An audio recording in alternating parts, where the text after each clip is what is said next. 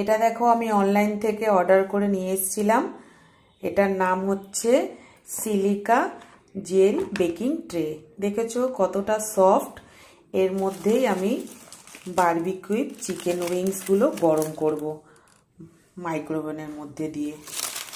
দেখো ভীষণ ভালো এই ট্রেগুলো। দেখো দুটোই দিয়ে দিলাম এর মধ্যে। এই যে দেখো চিকেন বারবিকিউগুলো এর মধ্যে রয়েছে। এবার আমি এটা মাইক্রোওভেনের মধ্যে দিয়ে দেবো। দেখো মাইক্রোওভেনের মধ্যে দিয়ে দিলাম। ব্যাস টাইমার সেট করে দেবো, হয়ে যাবে।